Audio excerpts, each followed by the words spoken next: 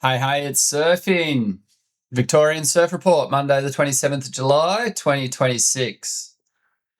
This is take two. So the video you're watching today is the live actual surf conditions as of 7:15 this morning. However, my audio didn't quite accomplish what I was trying to achieve.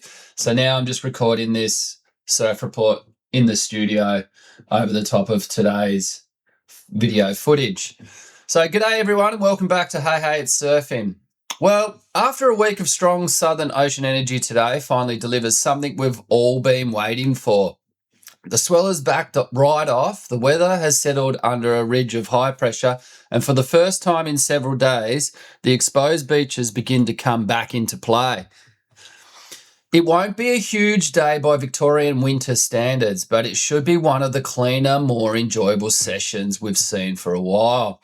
If you've been waiting for a chance to surf without battling gale-force winds and heavy sweep, today is probably your best opportunity before another front moves through tomorrow. Let's head around the Victorian coastline.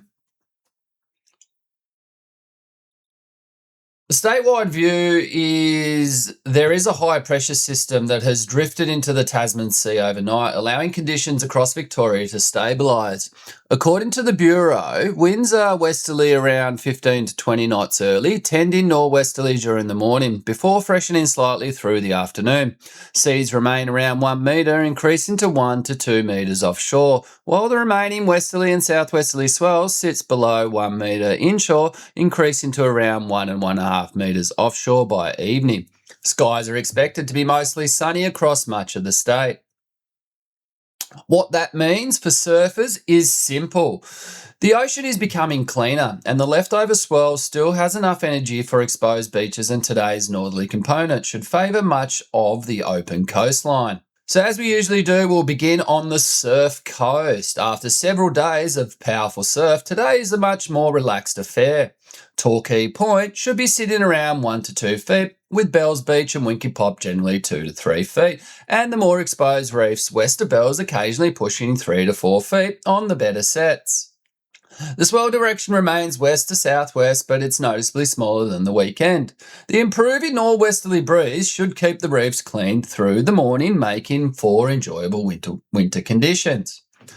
The best window is first light through late morning before the afternoon breeze freshens. Today's hazards are less about raw power and more about complacency.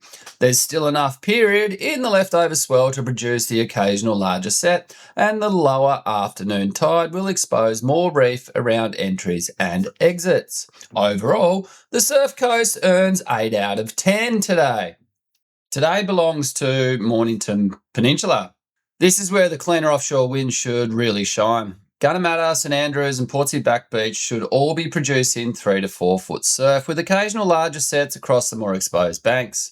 Compared to the last few days, expect much cleaner faces, lighter currents and a far more organised situation. If you've been waiting for a quality beach break session, today is probably the pick of the past week. The best window is through the morning and into the afternoon before the approaching front begins influencing the wind later in the day.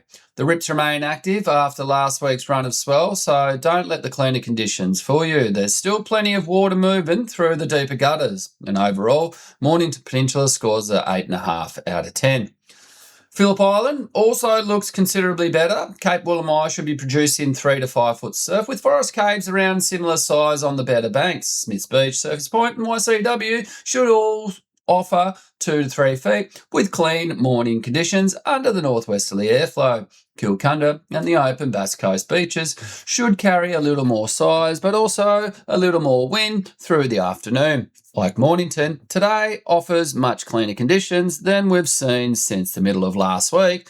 The best opportunity is from sunrise through to lunchtime. Overall, Phillip Island and the Bass Coast rate are 8 out of 10.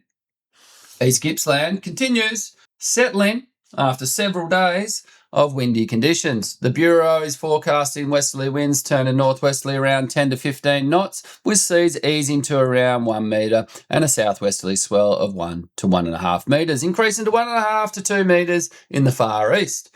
Around Lake's entrance, expect 1 to 2 feet. 90 Mile Beach should produce 2 to 3 feet, while Cape Conarin and the more exposed beaches towards Mallacoota should offer 3 to occasionally 4 feet. The cleaner northerly airflow should improve conditions throughout the morning. Overall, East Gippsland scores 7 out of 10.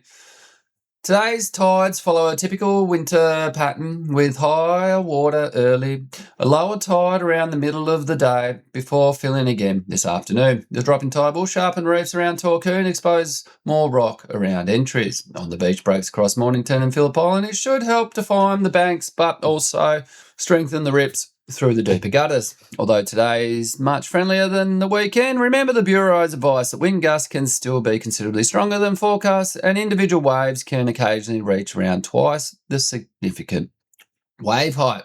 Tomorrow brings another change. A cold front is forecast to cross Victoria during Tuesday with northwesterly winds turning westerly and showers developing as the day progresses. The morning should still offer worthwhile conditions across the exposed beaches before the wind swings west. By Wednesday, another pulse of Southern Ocean swell is expected to arrive. Confidence is high that the surf size will increase again, although confidence is lower regarding the exact arrival time and peak size of the new swell this far out. If current guidance holds, the surf coast should once again become the standout location during the second half of the week. Today's forecast is a simple one. If you're looking for the best quality beach breaks, today is the day to head for the Mornington Peninsula or Phillip Island while those northwesterly winds are still in place. If you prefer the reefs, the surf coast will offer clean, fun winter swells, although noticeably smaller than the weekend. East Gippsland also improves, particularly across the more exposed beaches later this morning. So enjoy today while it lasts. Another Southern Ocean front is already lining up for tomorrow.